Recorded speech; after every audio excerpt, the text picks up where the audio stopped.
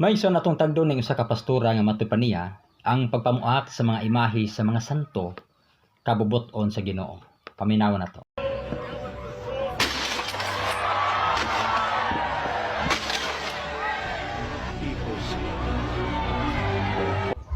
Sa mga Katolik mga igsuono, sakit jud ni para sa ilaha kanang buakon bitaw ang mga imahe.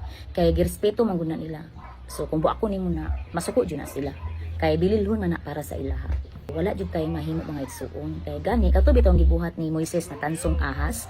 Kay nakita lagi sa mga tawo na nagsunog si Moises didog insinso. Ang Ginoo nagsugo ato kay Moises na buhaton tiyang tansong ahas para kung katong napaakan og bitin mutan-aw dito maayo. Diyos. So karon niabot ang panahon na gisimba naman sa mga Mga tao santo lagi ang na. tansong ahas dito naman sila. Nakita sa Ginoo na dili maayo. Diyos, So mga karon kani Ginoo. si Hari ni Sikiyas kay dedicated man kay diya sa Ginoo. So iyang gibuhat ingon siya diri sa ikaduhang hari 18 verse 4. Matuwid ang Laki ginawa ang ni Diyos Sikiyas sa Diyos, paningin ng Panginoon imahe tulad sa mga ng ginawa santo. ng ninuno niya si David. Ipinatanggal niya ang mga sambahan ng matataas na lugar, ipinadurog ang mga alaalang bato at Yan ang ipinagiba kamao ang mga kamo, posting differentiate simbolo na ng na. Diyos ang si Kamao Ashera. kamo kategorya. Ipinadurog din niya ang tansong ahas na Isang ginawa ni kapilan sa Moises. imahe sa mga Dili lang santo. ta masakitan kung naay mga Imahe pastor na mabuhat ana sa kay mga tungod nagasunod Diyosan. jud diya sa pulong sa Ginoo. Unsay nagasunod sa Ginoo, sister? Wala magsugo ang Dios nga lumpagon ang imahe sa mga santo. Ang gilumpag niya ang mga imahe o rebulto sa mga Diyos-Diyosan. Dili na mga santo, kinahanglan kamo distinguish niya na. Kaya diha sa Biblia, dunay duha ka larawan. Larawan sa mga santo o larawan sa mga Diyos-Diyosan. Ug ang larawan sa mga santo, wala na ipagubas Ginoo. Tanawa ang 2 Hari 23:17. Unsa man ang tuyo ni Josias sa pag-adto niya sa bukid sa Bitil. Di ba ang paglumpag sa tanang mga Diyos-Diyosan, mga monumento sa mga Diyos-Diyosan?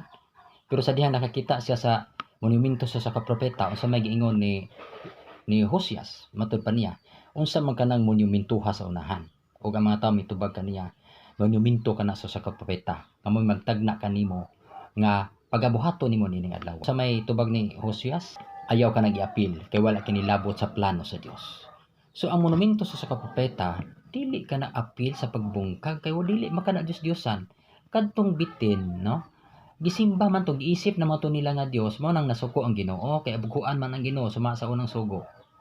Giisip man nila, pero dili na nimo pwedeng ini ang ikumpara dinhi sa mga santo sa mga Katoliko tungod kay wala na mo isipa nga Dios ang mga imahe sa mga santo.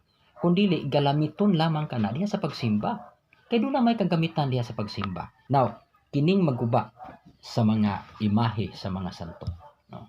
Unsa may tawag sa Dios diha sa Biblia niya na? Mga kaaway sa Dios kanang magguba sa iyahang mga imahe.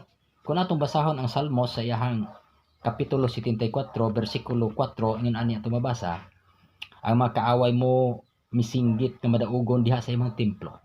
Giilog nila ang imong templo o gipakayab nila ang ilang kaugalingong bandila.